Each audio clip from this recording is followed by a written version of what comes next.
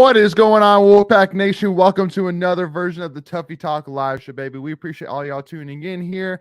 Thank you so much for joining. We're so excited to get rolling. I do want to go ahead and give a little bit of a heads up that so basically today, over the weekend, obviously all the Tuffy Talk crew, we talk about, what we're going to be doing, the schedule for this week, things like that. And there was a bunch of people that wasn't able to make it today because of work. And but didn't really kind of keep good enough track of it that I figured out today, right before I got on the show, that man, literally the whole crew is out on the road. And poor Ken's would have been here, but her power got knocked out because of the storm. So it's literally just me here today. So that's why I said, you know what, show must go on. So what I'm gonna do is I'm gonna open this show up to our viewers. So if you want to join in here on the show, make sure to hit that link, the StreamYard link, and then we will bring you in here to discuss all things NC State here. Wanted to real quick, we actually have Greg who's riding right now, so he couldn't necessarily join us, but I wanted to at least bring him in here just to kind of get a few words specifically about this baseball thing. But once again, if you've been with us for, at least send us a comment, let us know what questions, concerns you got. But also to, if you just want to just, put them in the chat, even too, make sure to do that as well.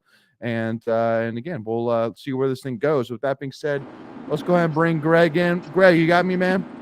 I got you. You got me, brother? I got you, man. I don't want to take up too much of your time, man. And, you're riding, so, who knows what's going to happen with the internet and all that jazz. But I know that, the biggest thing was we had come out with the news today about Cannon Peebles and, the news that it was his decision to transfer was primarily focused on playing time. And I know you had the honor of putting together that tweet for us. And, kind of give it to me, man, without, talking too much about your, about your source and all that jazz. What was your initial reaction when you saw the news that Camp Peebles was moving on, man? Yeah, obviously disappointment. It's a guy that you hope that you could build around for the next couple of years. But at the same time, if you've watched enough Pac-9 baseball this year, you know why he had to do what he did. This is a guy that didn't play a lot in the field, though he was more than capable. But, with Cozart being, the level of player that he is, Cannon was going to scratch and claw for playing time again next year. So it just makes sense from everyone's, perspective that it was kind of a, quote unquote clean break. Yeah, I'd get with that. Yeah, no. And again, I think, unfortunately it's a tough decision, but choosing between, a guy that could have a higher ceiling than Cozart, but Cozart's been, unanimously considered one of the top catcher, prospects out there in college baseball. And so to let him go, on top of him being a solid hitter as well, it'll be a tough pill to swallow, with as much experience as he has, even though Cannon does have a lot of upside. So, but just it would just be a huge gamble. So, which, especially I think that in today's day and age, leadership goes a long way. So, but, it was good to hear at least that, it wasn't anything specific. I know a lot of people say, well, I just have a hard time believing that there wasn't NIL related. And, I think that, it would be crazy to say he's not going to probably get some kind of NIL at the next, at his next stop, which I think that, honestly, to me, Greg, I think the decision of his next stop will raise a curiosity flag in my head. You know what I mean? Like, kind of like with Tommy going to LSU. It's like, yeah, I'm just putting two and two together there. You know what I mean? But it was good to at least hear, from a source close to the source that, he wanted to share publicly that, he had no ill intent, when leaving here. It was a tough decision, obviously, to leave. So it was good to hear that at least, so. Yeah, honestly, I think it was more the way the conversation went was more of, hey, this isn't on Avett and coaching staff at NC State. I was told that, Cannon loved his time at NC State, will always, cherish the season he had here. There was no ill will, nothing nefarious that drove him to this decision. It was merely that, look, this is Cozart's junior year, which we all know is your MLB draft year. So this is the year that the player has the leverage and not the team, right? Because if you get drafted as a senior, the team has all the leverage for your contract, where in the junior year the player does. So, they want to give Cozart his opportunity to, get drafted, and then same with Cannon. This is a year of development where we saw what he could do as a hitter, but again, he didn't get a lot of playing time. If you followed again the Pac-9, you saw probably the last month and a half, Cozart caught just about every darn inning there was. So I just don't see that changing. And so this was the time for Peebles to make or break. And so he decided what he decided to do to give way to the upperclassmen. Yeah, that makes sense. So that being said, Greg, I wanted to kind of hold you on here. We got one of our members, one of our Discord members, one of our longtime followers here, Hunter, waiting for us here in the queue, man. So I wanted to go ahead and bring Hunter in here to the conversation and see what thoughts, questions he's got. So, Hunter, you got me, man? Hey, man, I didn't realize you were on vacation this week. Excited just getting started, but it's we've had some tough losses last couple of years, losing players. I definitely think we're going to have to get used to that. Mm-hmm. I know our NL guys are working very hard, but we've just got to continue to support that as much as we can. We've always been so driven to support the Wolfpack Club, as we all know on here, but things have changed so much, and I don't have a ton to say, but it seems like that's just so important. I mean, listen to Keith speak and all that in Wilmington, everybody, facilities matter, and I know they do, but these kids want to see some cash, man. Oh yeah. Yeah, no, I mean, that's kind of, I hate to say it, that's all I got to say. We need to find the money if we can. Yeah. Well, we'll see what happens with it. I think it'll be curious what happens. I know that Alex Sosa, the other recruit catcher that we have coming in. I mean, he's going to be a pretty big recruit if he can stay at state, and because I think he's going to go. He'll definitely get drafted. So it'll be just I think a big question of, does he stay in the MLB farm league, or does he come to state? So I think that'll be a big question. But I mean, I think for Sosa, I think the opportunity is there to say, he can have a year to be under Cozart, and then, then the following year it's his job. But I think the problem with Cannon is the fact that, he's a hot commodity right now, and there's a lot of eyes on him, and the fact that he still would have to be behind Cozart next year.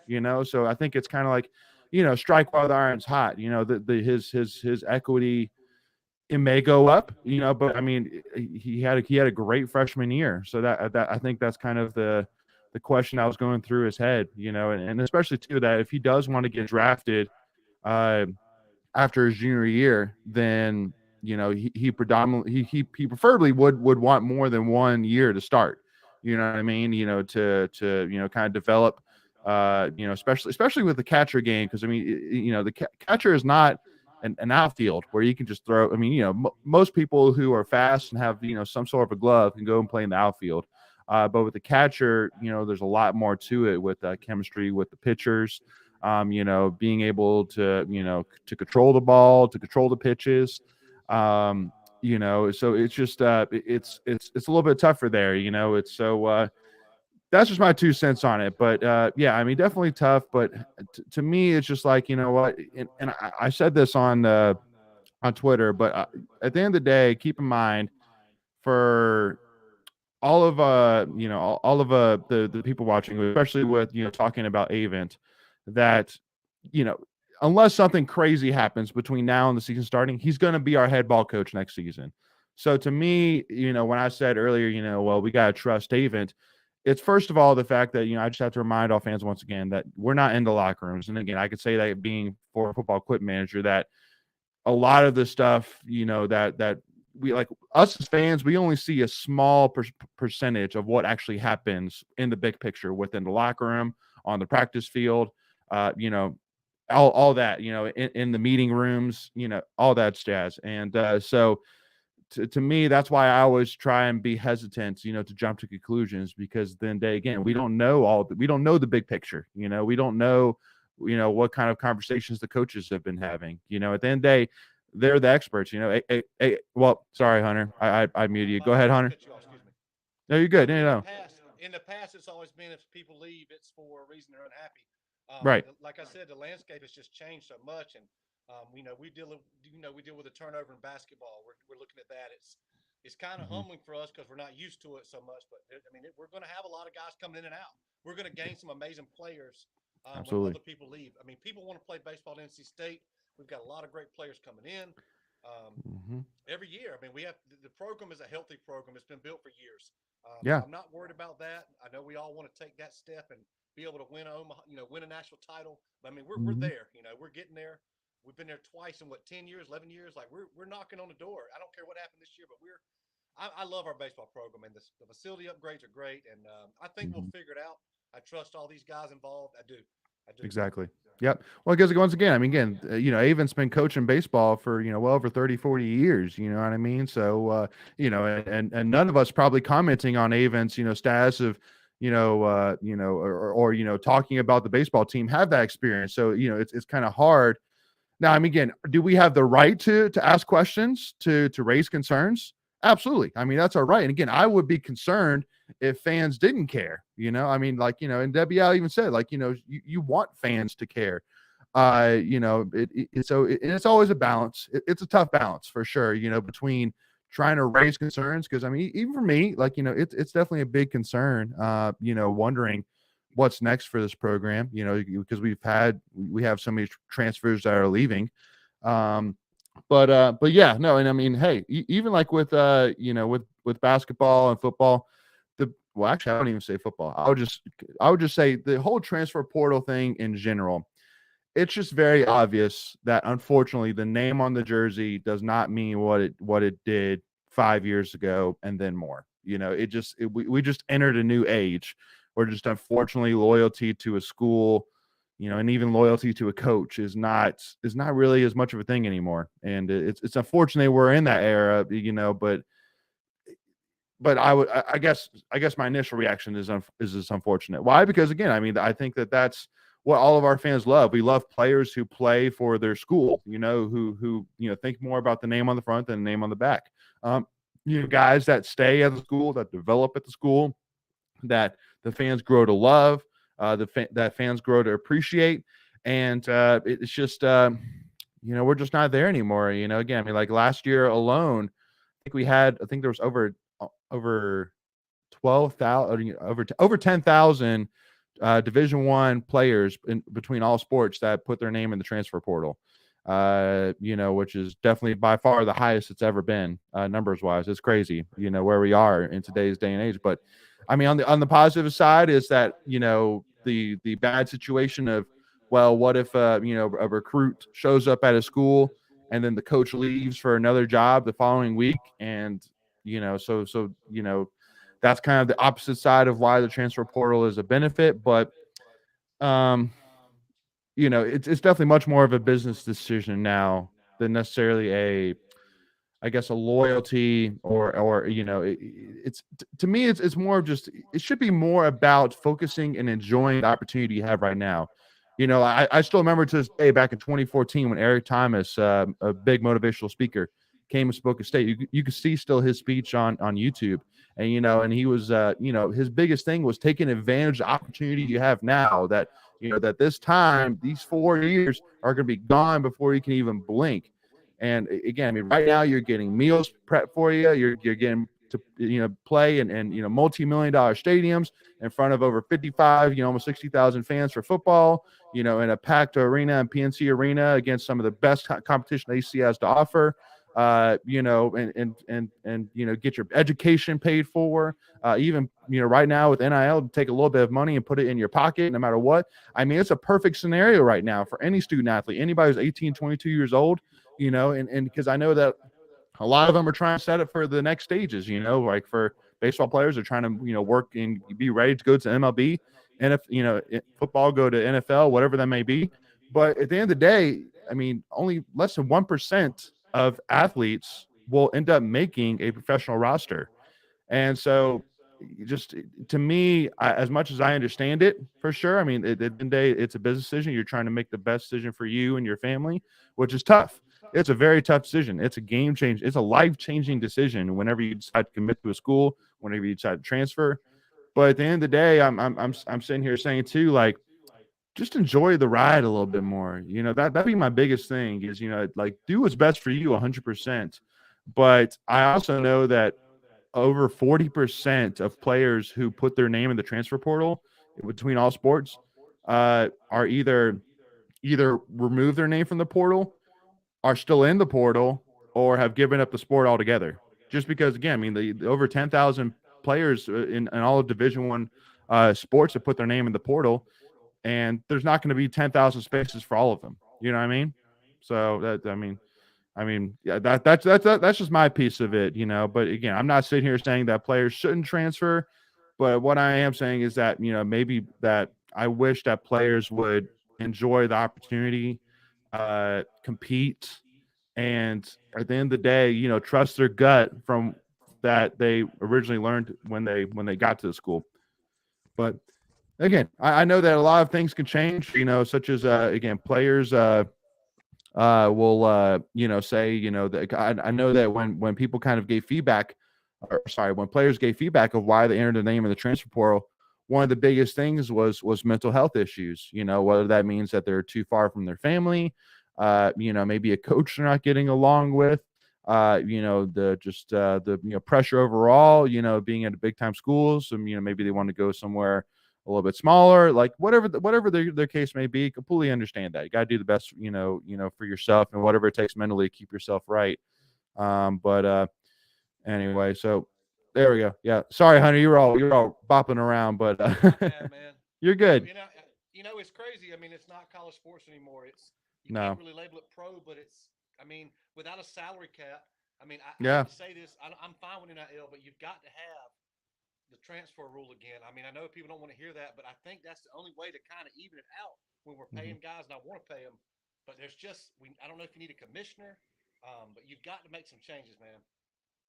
Yeah. Well, and I think that because the rule right now, if I'm not mistaken, because just like it is um with Diamond, is that there is I think a certain rule where you can't, after you transfer this the first time. Okay, because I think that's what happened. I think that if after you transfer the first time, if you transfer a second time to I think another Power Five school, then you have to sit out, which I think is part of the decision why she decided to go to Norfolk State. If I'm not mistaken, that would be my guess of why she decided to go to Norfolk State, along with just the HBCU side. But I mean, yeah, I mean, like it's like so somebody can still transfer, and there's still the grad transfer rules, so meaning that you can still transfer as a grad transfer and be eligible immediately. Like just like what Ryan Finley did, even though he still had 2 more years of eligibility, he was technically a grad transfer, so he could be eligible immediately, transferring over NC State from Boise State. But yeah, no, we have said from. Go ahead. That's perfectly fine. I have no Yeah. problem with that in any way. Diamond Johnson, I tell you what, they're going to be tough. You watch. Yeah. Tough. Yeah. Yeah. Norfolk State with Diamond Johnson. Heck yeah, that's quite an upgrade for them for sure. But I mean, you know, I think we can all agree that with the transfer portal, with Diamond moving on, with Jada and Jakia moving on, that there was obvious chemistry issues on the court last year that you just couldn't ignore. They were obvious. They were just smacking you right in the face, and it wasn't like something that we had to work through. Like it was there the whole season. Just effort wasn't there. The energy wasn't there. Isaiah James.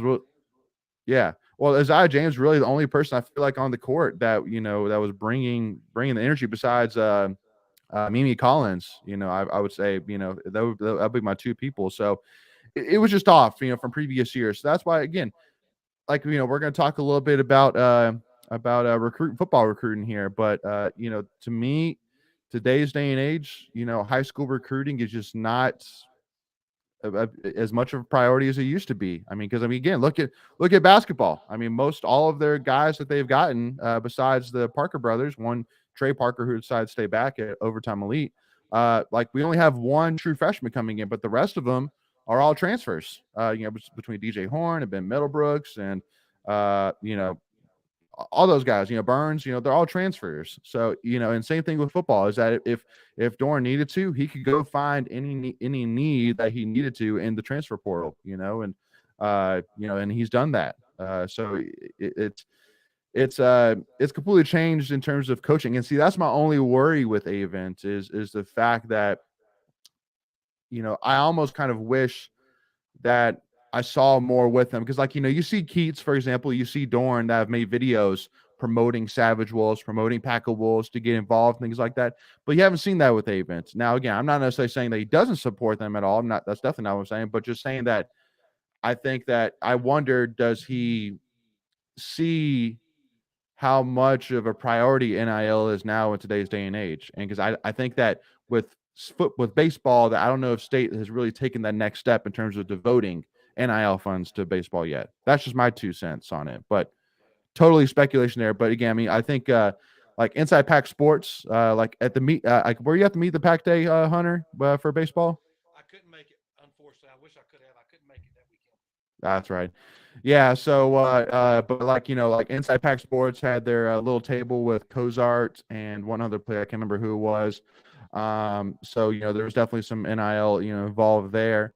But just nothing of a major priorities. So, it's just something to think about. But I think that right now, with the amount of guys we have in the pros, with the amount of, upgrades that we're going through right now, with the history that in-state baseball has, again, just like you said, being a two, Omaha's in the past 10 years, and the fact that we probably should have won it back in 2021, it's, Avon has all he needs, and also to the fact that there's no question of, if you come to state and if Avon decides to leave after next season, there's no question of who the next head coach is going to be. He's right there, Chris Hart. He's ready to go.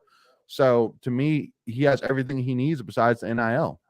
Besides really that NIL commitment, which again is total speculation, but that's kind of really my 2 cents on it. But anything else to add on that, Hunter, before I let you go here, man? Any other last comments? Thank you for having me. I didn't even realize it was going to be like this, but I love you, man. Y'all do a great job, and Appreciate it. I'm always listening, man.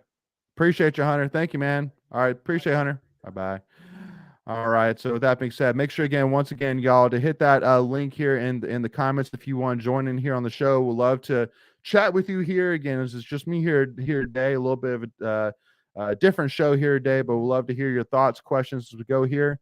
Do want to bring in some of Greg's comments here. If you want to make one criticism of Coach Avent, it's not playing Peebles enough behind the plate. Cozart caught 95% of possible innings. Yep, that's 100% true. Just not a lot of back and forth, for sure. And Dave, I see you're in here waiting with us, and I'll bring you in here in 1 second.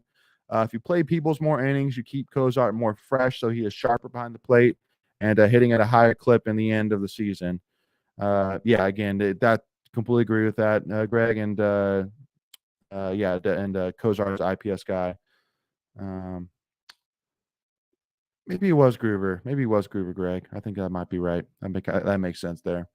But yeah. So again, and Dave, man, lost Dave. Dave jumped out. But again, y'all. So again, if you want to join in here with me, we're completely available right now. So make sure to hit that link if you want to join in with me here, and we'd love to chat all things NC State here with you. But again, y'all, just with the transfer portal the way it is in today's day and age, it's definitely a tough period for college sports, I think, in general. But again, it's to me, it's shown great opportunity. I think it's also too really shown some light on how healthy, how I think elite level our football program is. And again, I'm not saying elite in terms of necessarily just the production, but the fact that the culture is so strong. I mean, there's only a few select programs in the whole country that can say that literally we had to push people out the door just because of limits of scholarship limits, that we just didn't have any more room for them. So it's a good problem to have, and it's especially for Dorn, being able to pick and choose. And I do want to ask you too, and we'll love to again hear people's comments either or people's thoughts here in the comments, or love to have you here on here with me to discuss it. But I do really want to hear, because there was some comments talking about, would you rather be a Clemson, Alabama level football program and not really have anything else athletics wise to really mention besides ever so often here or there great season from, a basketball team or women's basketball team, wherever that may be? Or would you rather have what I would consider more what State has right now, where you have, an ACC contending football program, you have a historical program, men's basketball program with, I think an upcoming roster. You got a women's basketball program that's been to a Final Four. You got baseball that went to Omaha 2 years ago. Like a much more evened out athletic program. I would love to hear y'all's thoughts on that here in the comments here. And again, if you want to join in here with me, make sure again hit that link there in the comments, and we'll make sure to bring you right in. So any information about the recruits who were at the NC State football camps and taking official visits this weekend? So with that being said, let's go and jump on our tweets of the week, so that way we can show a little bit kind of what we're talking about here, and let's talk about that actually. So with that being said, here we go.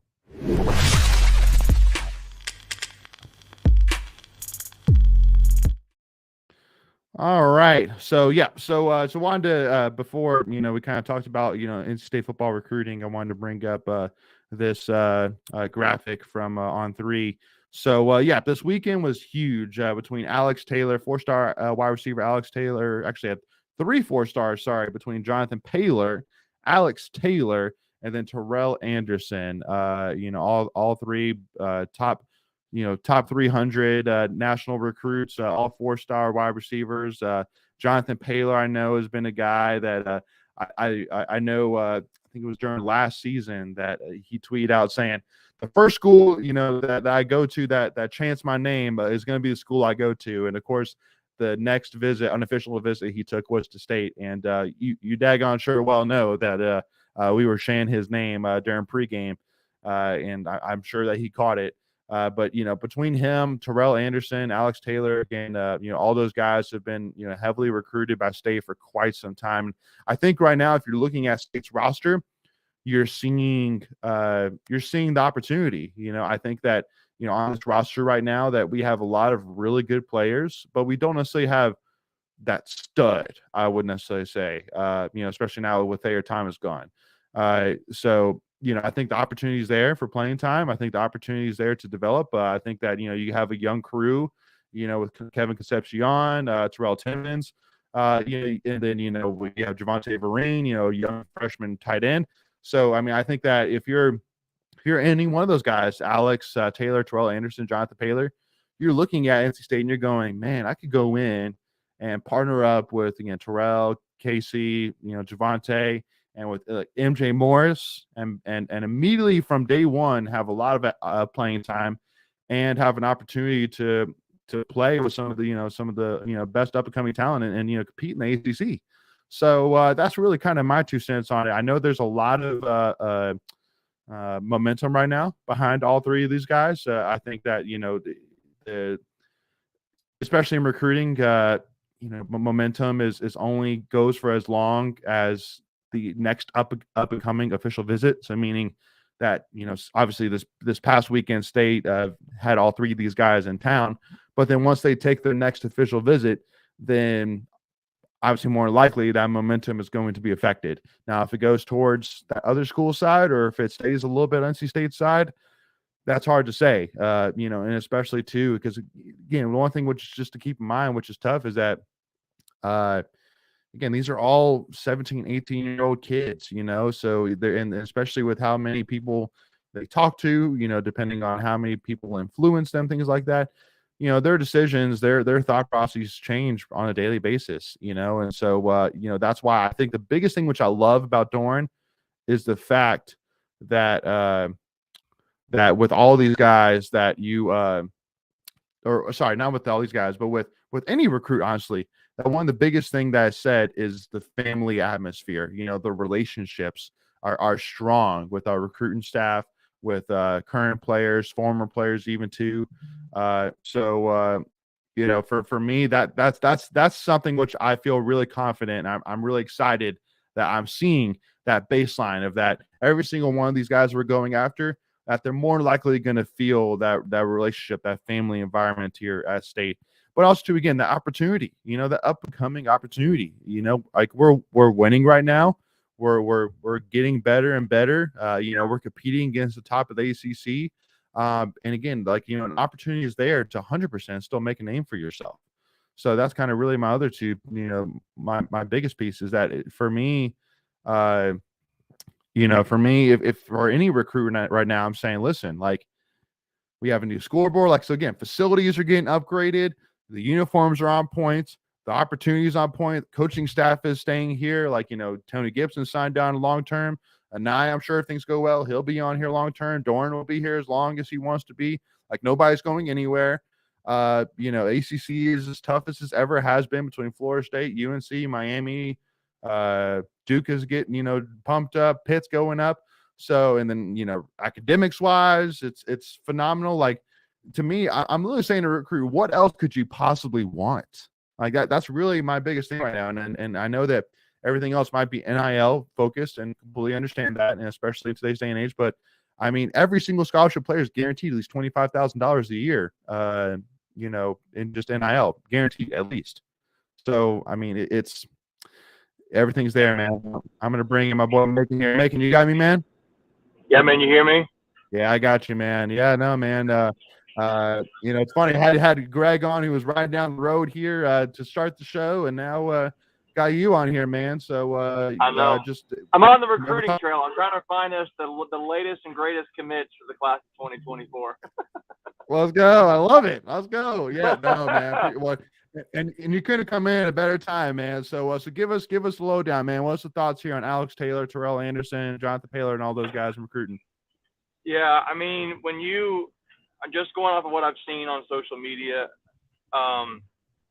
it definitely was portrayed that this is the biggest recruiting weekend State's had to this point this year for this recruiting class. And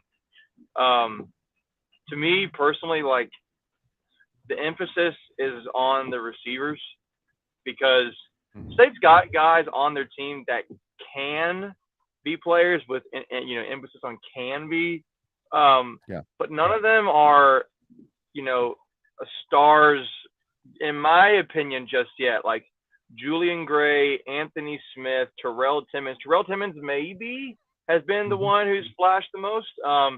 Keon Lassane, I don't know if I consider Keon Lassane a star. I consider him like a solid receiver. Yeah. So I'll put like, yeah. And these guys are, last year it was Noah Rogers and Nathan Leacock and those kinds of things. And both those guys, Rogers went on to Ohio State, Leacock went on to Tennessee, different things like that. But, you got these, new opportunities here with Alex Taylor, Terrell Anderson, who both go to the same high school, Grimsley.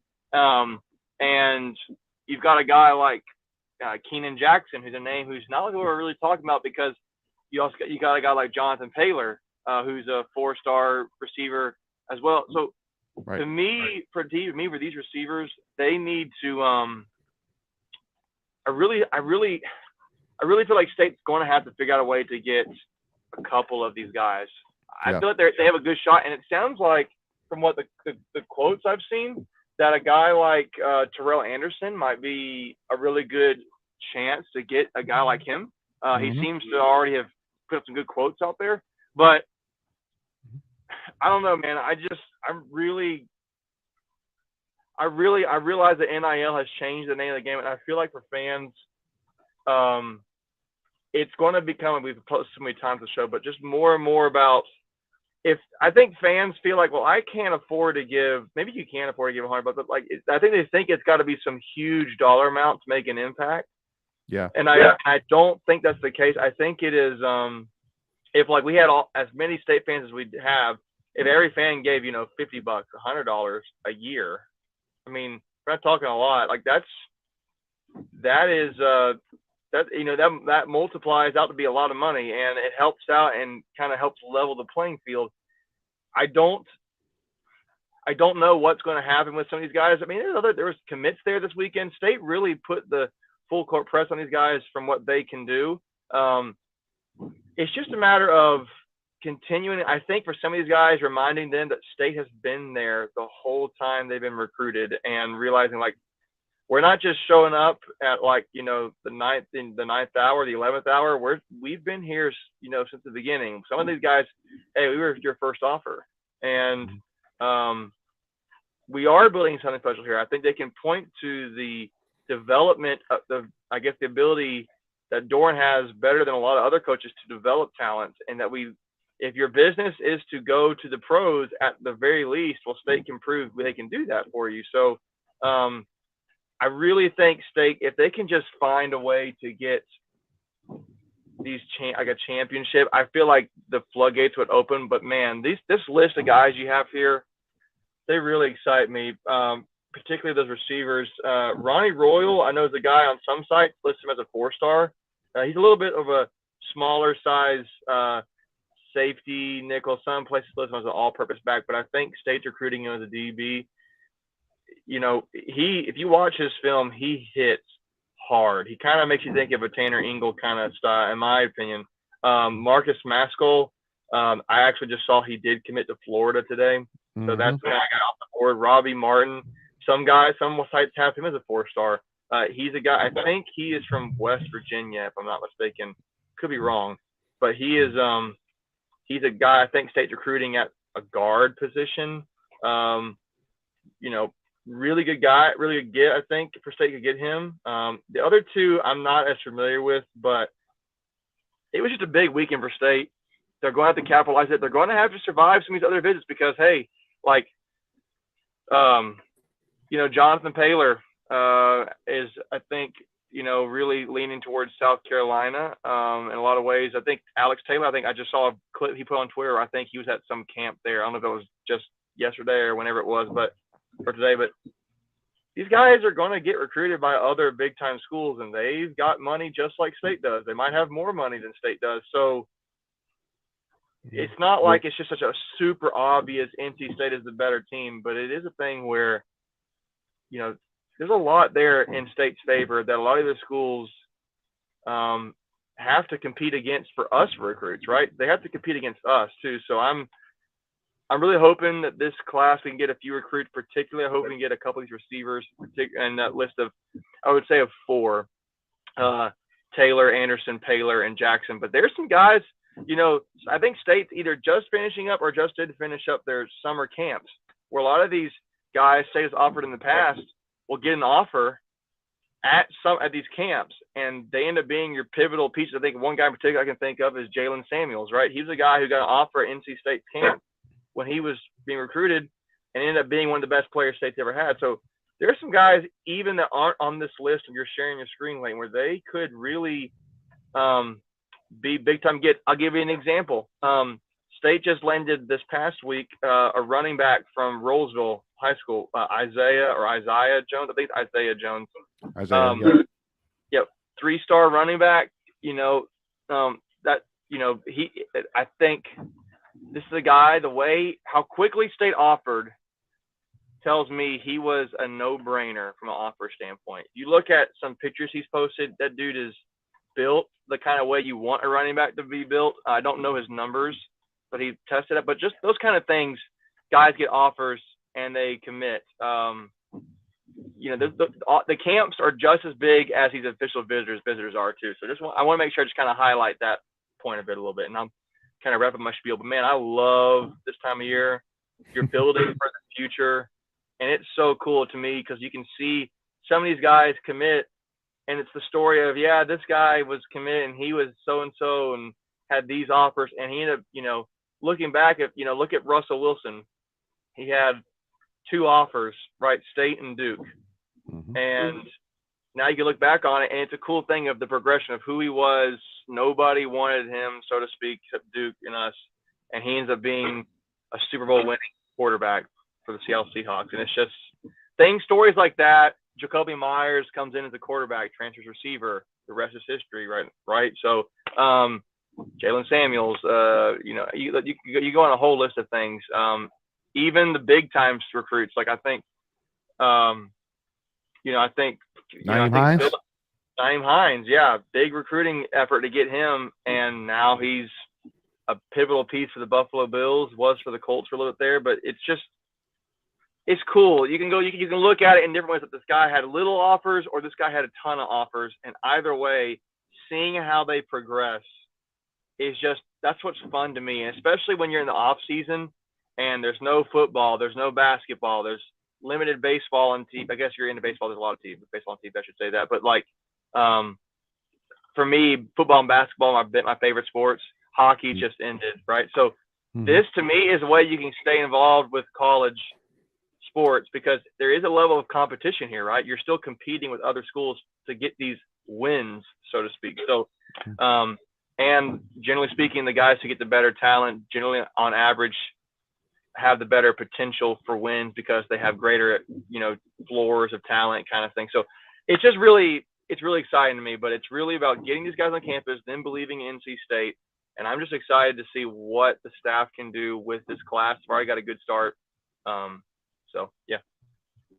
Yeah, Macon, I'm going to mute you while you're not talking. So whenever you do want to jump back in, just unmute yourself. But just because there's the feedback there, at least from my end.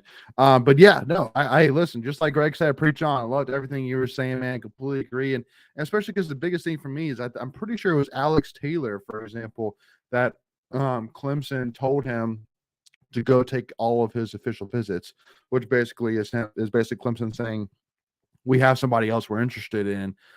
So to me, it's just, that's kind of the annoyance from me is when a school just like that is basically telling you outright, you're not our first choice. Right. Go ahead. No, right. No, I'm listening to you. Yeah, that's right. Oh, cool. Yeah, no. Okay, cool. There's not as much feedback there. Sorry. Okay. Did you put headphones in or something? Now. Okay. Hey, you're good. Yeah, no. For some reason, when I would when you were talking, I would say something, then I would hear myself. I was like, oh, okay. Anyway, but yeah, no. So like that's the thing that just bugs me is just like, listen, I mean, like Alex, you're getting everything here you need to, man. Just like I was saying before I brought you on here, bro. Like everything you're looking for is right here. Because the biggest thing, one of the biggest things I would say about South Carolina is, I mean, right now, I mean, they're recruiting their heads off, recruiting as many, big guys as they can, but also too, the fact that, they're still working their way up to even be relevant in the SEC, and that's not a knack, saying they're not good or whatever, but just unfortunately the SEC is just very, very, top heavy. And, but if you come to NC State, we beat Clemson 2 years ago. We went to Death Valley, a top 10 team in the country, and, right. And gave Clemson a heck of an effort, and it took DJ Uyungale's best game of the year in order to beat us. So that's why I'm saying everything here that you need that you're looking for is right here. So yeah, I think and the biggest thing which I would say about Noah Rogers for last year is I still really do sell on the fact that I think that when Ohio State, I'm 90% sure Ohio State more likely told him that they were more likely looking at, if Noah didn't commit, that they were going to look at somebody else to fill his scholarship spot. And I'm sure more likely he probably got pressure and Noah Rogers committed on the spot, which, the school like Ohio State, I don't necessarily, hate it. It's a top 5, depending on who you're talking to, college football program in the country right now. So I don't necessarily hate it, especially God, man. They're the wide receiver alumni class they have between Michael Thomas, Terry McLaurin, Garrett Wilson. They have some big name wide receivers that have come out of Ohio State. So I don't necessarily blame them for that. So I think that was just more time than anything else too. The fact that I think that now you can really sell all 3 of these guys, Alex Taylor, Terrell Anderson, and Jonathan Paylor, on MJ Morris and be like, you've seen what this guy can do. And this guy and this quarterback has committed to, again, at least from what we've seen, committed to learning the playbook, developing, and then, starting next year, he's lock and loaded, ready to go, ready to light his hair on fire. You know what I mean? So, right, and these guys could be a part of that. So, yeah, so that's kind of really my biggest things there on that. But Michelle Simmons said here in the comments, the recruiting process reminds me of residency match for pharmacy residents. Yeah, which I agree. It's just to me, it's building. It's like you find these guys, you have no idea what their potential is. You maybe have a guess, but these are the battles that are won in the off season that help build your program for the future. So it's like this. I'm trying to think who's the stars on the team right now. Savion Jackson was a 4-star defensive lineman, big get. Wilson. Hey, Wilson. Hey, I mean, that was a huge thing. He committed to UNC and State got him to flip. Yeah. The Drake Thomas, those guys left the team, offense. I mean, you had, Ike Aquana is one of the coolest stories, right? Because he had like a 3-star guy, and his brother went to Notre Dame, and none of these guys saw potential in him, and his state saw, and he was the first offensive player drafted like 2 drafts ago. Like that's just what's so cool, man. Like it's so like that they buy in NC State, they have a great career, and they end up doing great in the pros. Those are the most fun ones to me. So. And I think the other thing too, which Hunter even mentions here as well, is that this new offense is what he's hoping flips the narrative for in-state wide receivers to stay home, and I think that definitely will play a huge part. If like a guy like Keon is saying, or a guy like Porter Rooks, can have a big year if the offense can look as good as it did, during a nice time at Syracuse or at Virginia, then I think that's just even more cherry on top. Being like this is an offense that is designed around getting the ball to the best guys, and giving them opportunity to be successful. Which I think all of us can agree we weren't necessarily sold that with Tim Beck's offense that you had that. So I think that would be a huge key if the offense can. Because last year I think that really did hurt us as well, the fact that we relied so many games on our defense to win it for us. So I think that might be another big thing as well, is that if we can get some firepower on this offense, that we can say we won these games because of our offense. While I think with last year was a lot of games saying we won it because of our defense. You know what I mean? So I think that might be a big piece as well. But yeah, so exciting stuff here in the recruiting cycle, man. So Megan, I appreciate you giving me all this insight, man. Are you able to stick around? You got to jump here, I'm man. good, man. I'm here. Oh, I let's just go. camera off, but I'm here. Let's do it. All right, cool. So and by the way, too, Megan, Greg said I'm just glad I called it before making, because there's no way I could follow this. So Greg, it's hard to follow up Greg. I'm just glad I didn't hear what he had to say. If I'm just saying the same thing he already said, then y'all no. just getting, double the helping of it. But I just love recruiting. Greg's just nuts of a fan. So there you go. Exactly right. Yeah, no, we were talking football,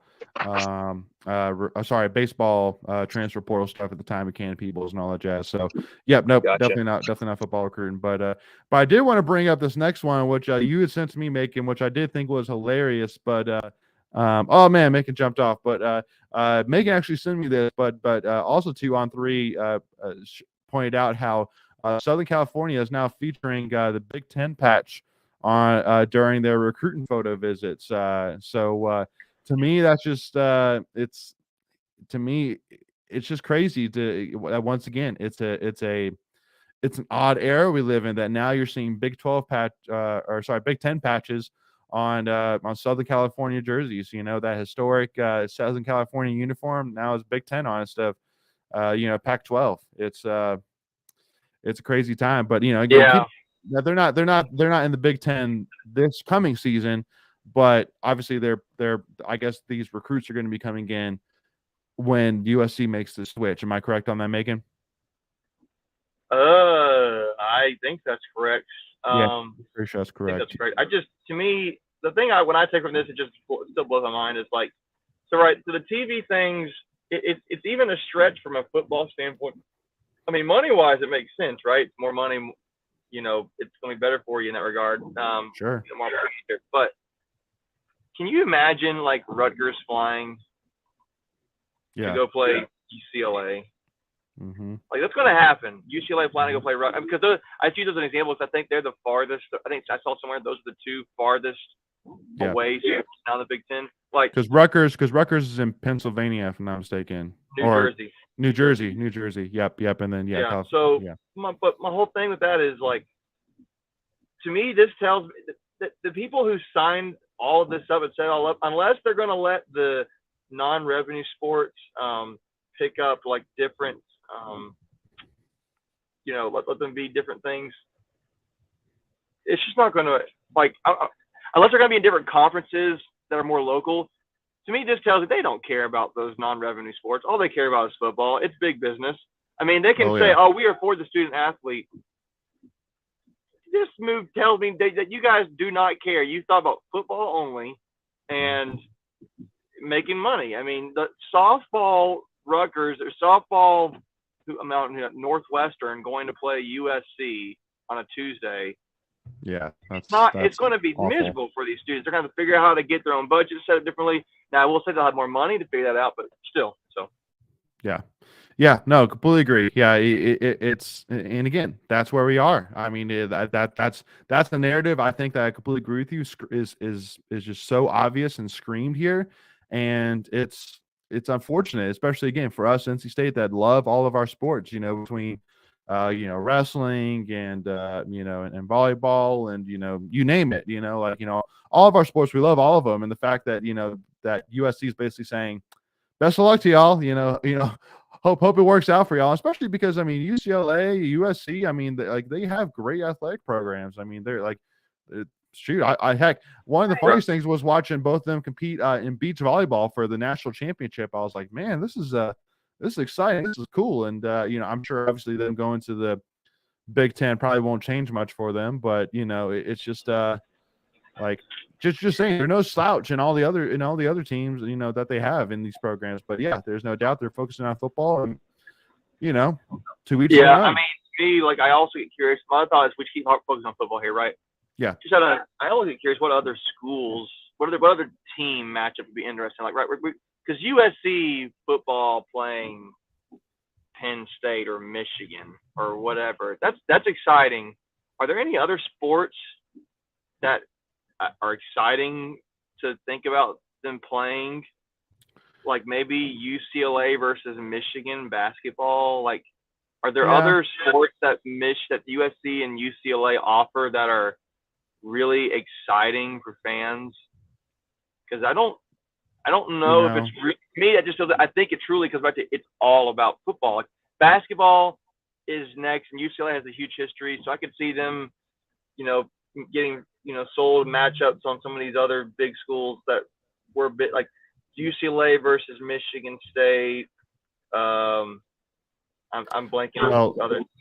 Well, and I know that I'm pretty sure women's lacrosse is pretty big, and also because like literally there was I'm looking at USC's website right now, and there was a $10 million gift to fund for a new stadium for Southern California's women's soccer and lacrosse team. So that's pretty big, $10 million for a women's soccer field and lacrosse field. Big. So obviously they care about that for sure. But and again, because especially, women's soccer is pretty big there too. But yeah, nothing in terms of big eye candy necessarily. Like, I could maybe, unless I don't think I know volleyball is probably big for USC and UCLA, but I don't know what have it big for some of these other schools. So. Yeah, agreed. But again, especially because it's just hard to believe that money-wise they're really hurting because Southern California is probably one of the most impressive celebrity, alumni groups, in college sports. I mean, shoot, Will Ferrell alone is a highlight enough. But there's so LeBron James's son, Bronny James, is now going to commit to play for USC. So for basketball, not football. So I completely agree. So and another thing too, which Hunter points out here too, is that from a brand and economic standpoint in the area, the fact that again Raleigh has year after year been recognized as one of the top 2 places from a young adult business person to be at, just because of the huge opportunities, just right on Centennial campus. There's a lot of businesses that have their offices on Centennial campus. But then, I would add, I think baseball for UCLA, if I'm not mistaken, I think they were there in 2013 when we went to Omaha. Could be wrong about that. I think they did. And there might be some baseball matchups there that'll be interesting, but I think just kind of put a bow on it to me. I just think it's just that's the first time I've seen a Big Ten logo on anything USC or UCLA. That's different, but okay. Yeah, for sure. Yeah, and Greg points out here to kind of wrap this topic up that that we put $15 million in our baseball stadium upgrades. So I mean that's 2/3 of what we put into baseball, they're putting into the new stadium for women's soccer and their women's lacrosse team. So, and I guess maybe a closing, like again, and another little thing to wrap it up. Maybe for a comment, as those watching, maybe who will watch this later on too. Is there if State were to, and somehow hypothetically speaking, were to leave the ACC, which I have get mixed feelings on personally, but what was there another conference you'd like to see them go to? Because I'd be curious about that. For me, Big Ten. I mean, just Big Ten, just specifically because of the wrestling would be crazy. To see them compete against Iowa. I'm SEC. That's what I think about. Yeah, no, I'm more of picking the Big Ten just because most people are probably going to say SEC. So I'm just trying to, just be kind of the truther on the one side, being like, but think about the wrestling opportunities, man, competing against, Michigan, Ohio State, Iowa, Penn State. Like the competition, the Big Ten would be far superior with what we get right now, and and not hating on the ACC, but just there's a lot more options there for wrestling. But who has the best wrestling team in the SEC right now? Man, SEC. I have no idea. I am thinking. South Carolina, Tennessee, Georgia. I was gonna say, start naming them. And Ole Miss, Mississippi State, Auburn, Alabama, Missouri, Vanderbilt. Missouri's not bad. Missouri's pretty good. So yeah, I mean, there's not a lot. Greg said Conference USA. Yeah. To your point, Big Ten is the wrestling school, but I don't know. I just think State culturally probably fits in more with the SEC, hey, if you got to go play football outdoors, I'd rather go play it in the warm, more likely than the cold. Yeah, exactly. No, I completely agree with you there. And Hunter did point out, UCLA. I mean, UCLA has a great baseball program, and they were actually the team that we lost to on that Trey Turner bomb that in any other time somehow would have found its way out of stadium, but for some reason it got held up in the outfield and was caught. So so UCLA would offer a lot for the baseball side, for sure. So but again, to wrap this thing up, I did want to bring on this other tweet you had sent as well, talking about John Morville as well, talking about how they're going to be producing a film along with Meadowlark and Backstage Media to bring you the story of David Skywalker Thompson with Nelson George attached to direct. And he said, and I quote from John, "These are the type of stories myself and partner Mike Silver envisioned when we started Backstage Media." So again, hey, that's pretty awesome. And I'd be interested if it's more like a documentary or if it's more like it would be awesome. Well, like what's it called? Like like having somebody play David Thompson, and like reenact like a reenact film, because there's like documentaries and then there's like reenact films. Kind of like Glory Road, where they reenact the events that took place. So it'll be interesting to see what happens with that. But just something to keep an eye out for. And I think it's a great story. I mean, especially again, a guy that I think we all can agree does not get as much love as he should. I mean, again, for anybody who knows truly anything about David Thompson's career and the history of ACC, I think, if you have both of those guidelines, you can easily agree that David Thompson is the best basketball player the ACC has ever seen. So it's a great story. And I know for Derek Wittenberg, and especially now that David Thompson and his Nuggets now have won their first team title, what a better time to do it, Yeah, I think that some NC State fans even don't even remember or recognize, especially the young people who just don't know, like, how awesome he was. Like, I think he was the only players ever to be drafted. I think it was the ABA and the NBA, number one overall. His number is retired in the NBA. How many players have their jersey number retired? Mm-hmm. Like, not just honored. Like, State honors. Like, State only has retired one jersey. And that was David Thompson's number 44. Like, all the other jerseys hanging there are just like honor jerseys. So it's just, I think it'll be awesome. I'd be very curious to see how it comes out, where he's got this documentary, how they tell the story of David Thompson, that kind of thing. And that's to your point where you talk about him being the greatest player in the ACC history. I think it's pretty cool when you hear all these other ACC NBA greats who, when they start talking about who are the greatest players, you can just feel in the room, so to speak, that everybody's like, oh, Michael Jordan's got to be the answer. Like, because people don't know, they don't know. And it's like, nah, it's David Thompson, and you got to recognize greatness. And I think it's cool because these guys have, like, it's like you would feel like they would be obligated to go ahead and say, oh, Michael Jordan, or of course, whoever, I don't know, those kind of guys, James Worthy, Tim Duncan, the list goes on, and it's like, no, it's that guy.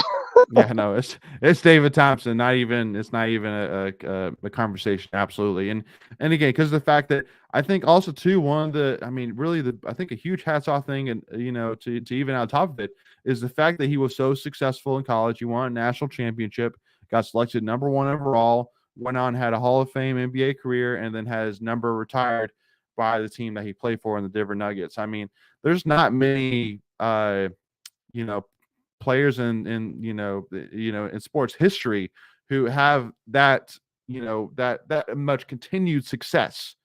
From the moment that they enter college, they were successful, to the time that they entered the NBA, to the time that they left the NBA. They were successful the whole way through. It wasn't like how somebody who played really great in college but then kind of fell off in the NBA, or a guy that wasn't really talked about much in college but then all of a sudden hit his stride in the NBA.